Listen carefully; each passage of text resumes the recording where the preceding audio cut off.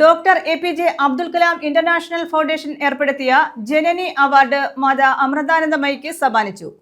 അമൃതപുരി ആശ്രമത്തിൽ നടന്ന ചടങ്ങിൽ ഗവർണർ RV ആർലേക്കറാണ് പുരസ്കാരം സമ്മാനിച്ചത്.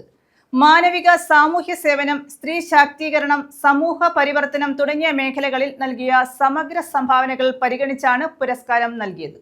മുൻ രാഷ്ട്രപതി ഡോക്ടർ എപിജെ അബ്ദുൽ കലാമിന്റെ 11ാം ചരമവാർഷിക ദിനാചരണത്തിന്റെ ഭാഗമായി doctor APJ Abdul Kalam international foundation ഏർപ്പെടുത്തിയ ജനനി അവാർഡ് മാതാ അമൃതാനന്ദമയിക്ക് സമ്മാനിച്ചു.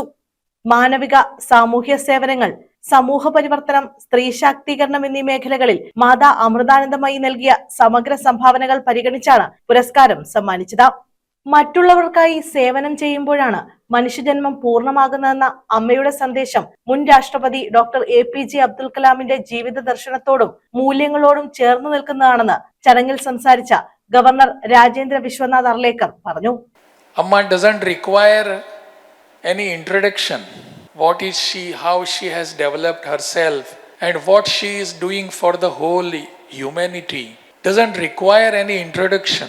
Place, region, religion, people is not the barrier at all. For her, everything is humanity.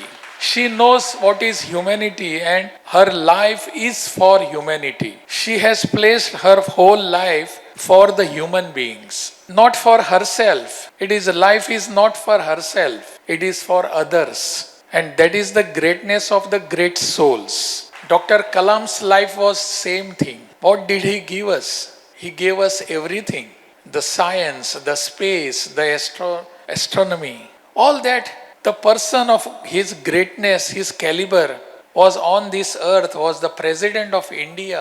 രാജ്യത്തെ ശാസ്ത്രരംഗത്ത് ഉന്നതിയിലെത്തിക്കുക എന്ന ഏകലക്ഷ്യത്തോടെ പ്രവർത്തിച്ച മഹത്തായ വ്യക്തിത്വമായിരുന്നു ഡോക്ടർ എപിജെ അബ്ദുൽ കലാം എന്ന് പുരസ്കാരം ഏറ്റുവാങ്ങിയ ശേഷം സംസാരിച്ച മാതാ അമൃതാനന്ദമയി പറഞ്ഞു. ശാസ്ത്രജ്ഞനും ദാർശനികനും ദീർഘദൃഷ്ടിയുള്ളതും കലാകാരനും രാജ്യസ്നേഹിയും എഴുത്തുകാരനും കവിയും എല്ലാമായിരുന്നു. പക്ഷെ ഇതൊന്നുമല്ല അദ്ദേഹത്തെ വ്യത്യസ്തനും അതുല്യനും ആദരപൂർവ്വം സ്മരിക്കുന്നത് അദ്ദേഹത്തിൻ്റെ എളിമയും സ്നേഹവുമാണ്. ഇത്ര ഉയരങ്ങളിലെത്തിയെങ്കിലും ഞാൻ ഒന്നുമല്ല എന്നുള്ള മനോഭാവവും വിനയപൂർവ്വമുള്ള ആ സമീപനമാണ് അദ്ദേഹത്തെ മറ്റുള്ളവരെ കീഴ്പ്പെടുത്തിയത്.